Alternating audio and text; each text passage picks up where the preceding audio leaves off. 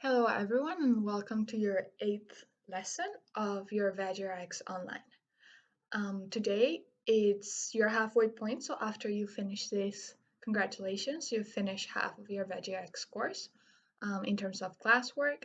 My name is Ana Pereira. I've done a couple of your classes before, and today we're going to be talking about carbohydrates and added sugars. So let's go ahead and begin. Let's begin with the table of content. Today we have a full agenda, so hopefully it's not going to take us more than 20 minutes, but we're going to be talking about what are carbohydrates and sugars. Then we're going to talk about the different types of carbohydrates in our diets.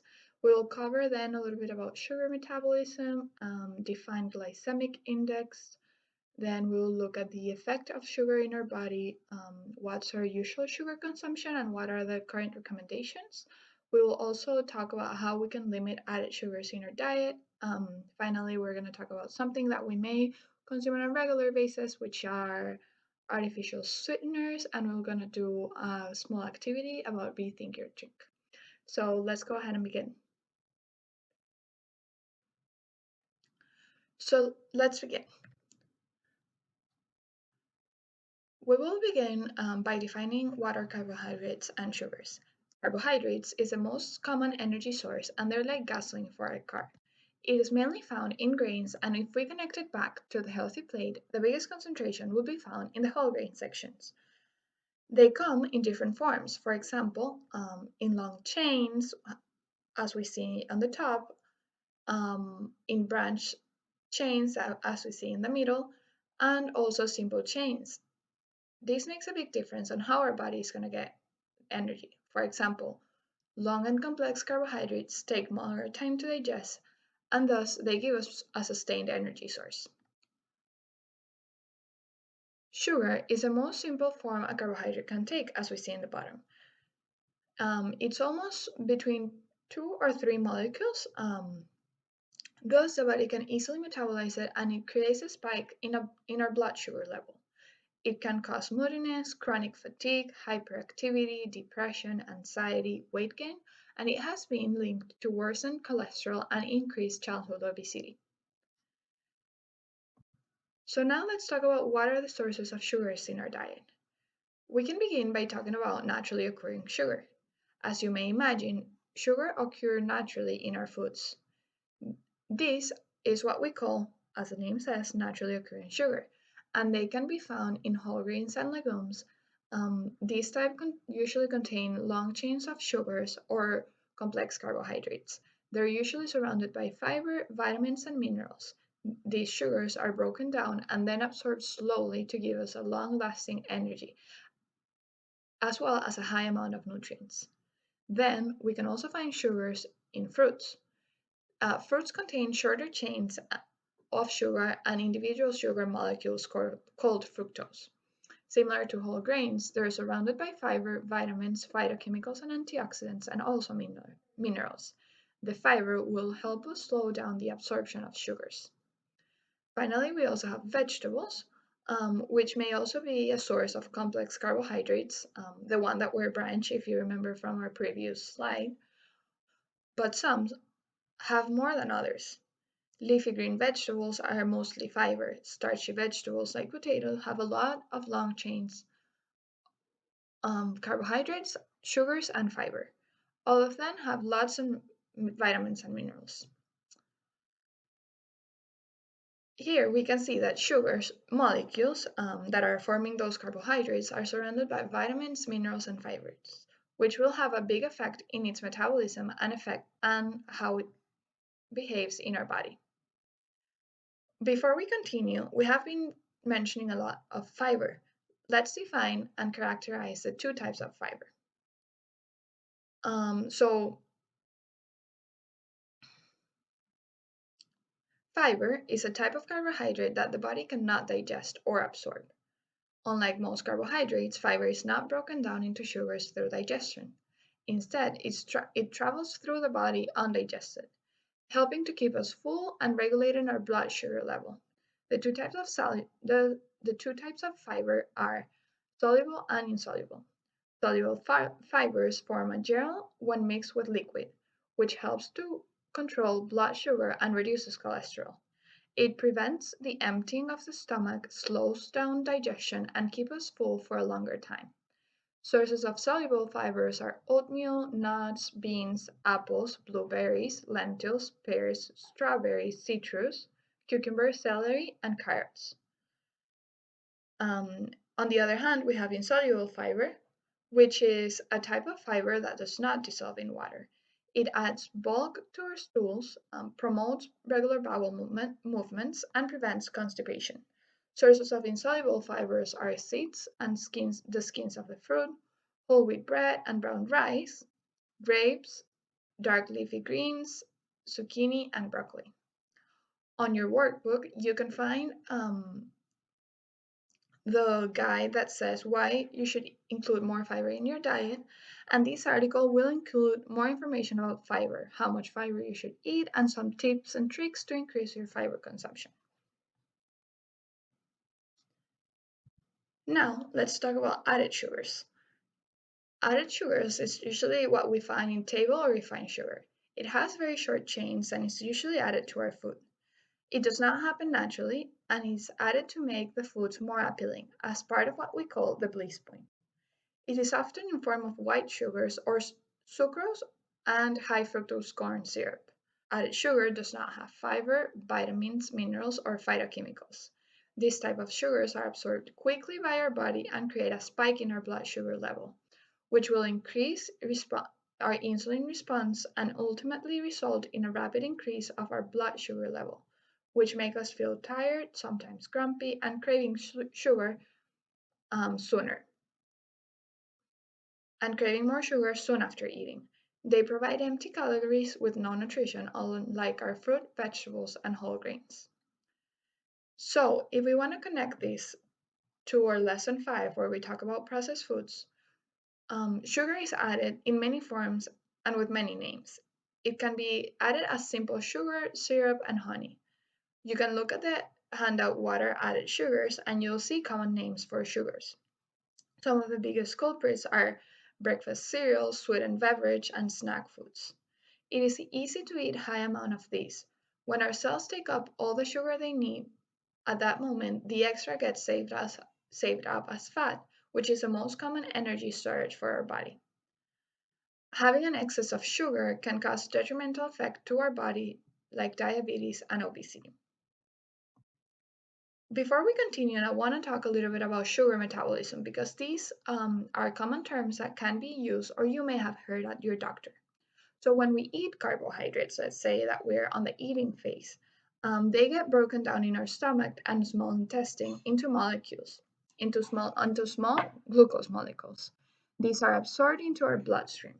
Receptors in the pancreas, which is this one that we have, the organ that we have here, will sense the increased concentration of glucose in our body and release an enzyme that is called insulin. These will signal cells around our body to take up sugar molecules that are going through our bloodstream and use it for its energy metabolism. Excess glucose will be turned into fast. Excess glucose will be turned into fat as a longer energy currency. A few hours after our meal, our blood glucose levels decrease. This will signal our pancreas again to release the counteracting enzyme, which is called glucagon. This enzyme will make our body create glucose from fat cells that are released into the bloodstream to bring glucose levels back to normal ranges. So I hope this wasn't too confusing, but if you need some more help, we can help you during office hours. Now let's talk about what is the glycemic index. This is something that you may have heard or that you see online. So glycemic index means the glycemic index measures how carbs affect your blood glucose levels. And if we know about this, we can choose foods that are appropriate for our health. The glycemic index is a value assigned to foods based on how slowly or quickly this food can cause an increase in your blood glucose levels. So we see in this graph that on high glycemic index foods, your blood glucose levels will go high very fast. so your food is digested very fast, different to low glucose level, which the glucose will be absorbed on a longer period and it'll keep you satisfied for a longer time. So high glycemic index carbs cause blood glucose levels to spike and then to crash, while low glycemic index carbs digest and release glucose slowly for sustained energy. Foods with fiber are less likely to cause blood sugar spikes and crashes. On your guide for today, you'll find a little table where it's going to say which are some low, medium, and high index foods. So you can try to match them, and always try to consume as much low GI index foods as you can because they're gonna make you feel satisfied for a longer time. So let's keep going. Now we're gonna talk about what are the different effects of sugar in our body, short term and long term. So we can start with the teeth. Sugar increases the development of bacteria and can cause your teeth to lose minerals and may cause the decay of enamel, which is the top layer of the teeth, which will begin to cause tooth decay. In the long term, sugar can completely destroy this enamel part, leading to painful procedures and extensive dental work. With your skin, enzymes produced by the metabolism of sugar can cause a breakdown of collagen and elastin, leading to wrinkles. So if we keep going, the pancreas, which is involved in your sugar metabolism process, the increase in insulin level or constant increase in insulin level over time, your cells will become less sensitive to blood sugar levels due to the excess insulin production. Your pancreas can become less efficient, and there will be a greater risk of pancreatitis, and it can lose its ability to regulate blood sugar levels. With the liver now, excess glucose is stored as glycogen in the liver. Because the body is becoming resistant to insulin and your cells are not able to absorb or recognize the blood glucose level, the body will create more glucose because it's not recognizing it from the fat, raising blood fats, which are triglycerides and cholesterol, and the process can become useless and repeatedly damaging. On the long term, fat from the liver is going to be repeatedly circulated throughout the body, contributing to fatty liver disease. And as the body becomes resistant to insulin, the greater insulin levels and raising there are greater insulin levels, raising the risk of obesity, high cholesterol, and cardiovascular diseases. Finally, with the heart, weight gain and obesity have severe consequences on our heart, leaving you at more risk of developing heart disease, hypertension, and increased heart rate. And on the brain, this bliss point, there's an increased cravings and increased tolerance to sugar by our taste buds.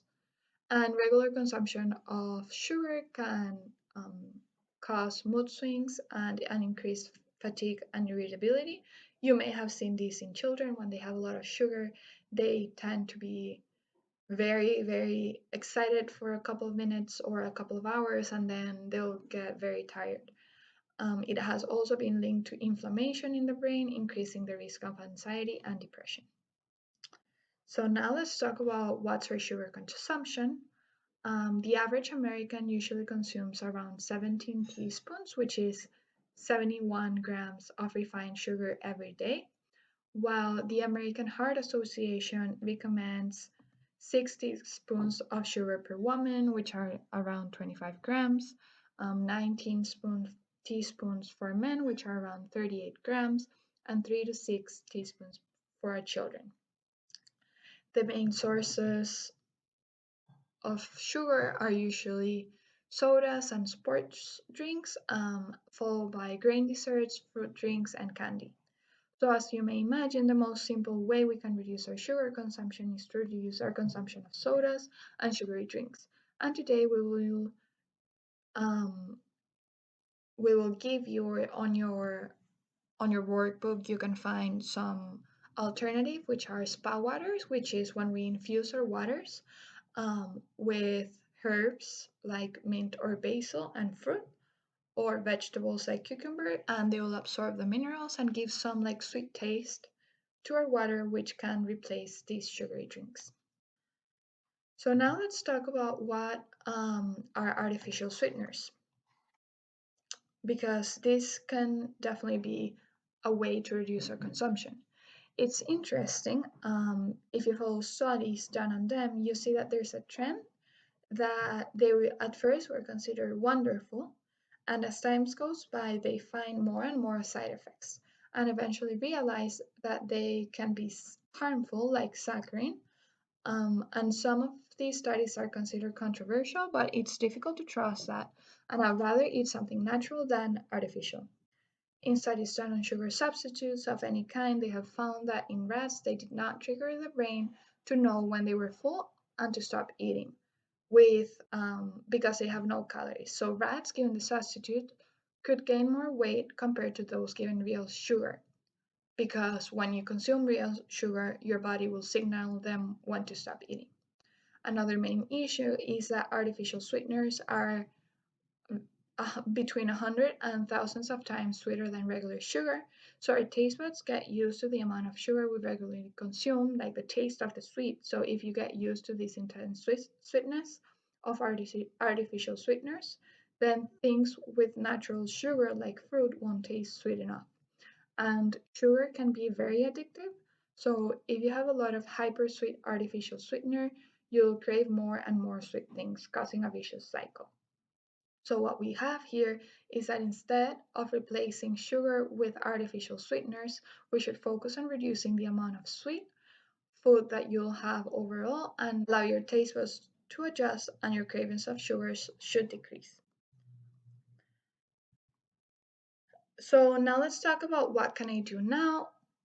Um, I'm sorry.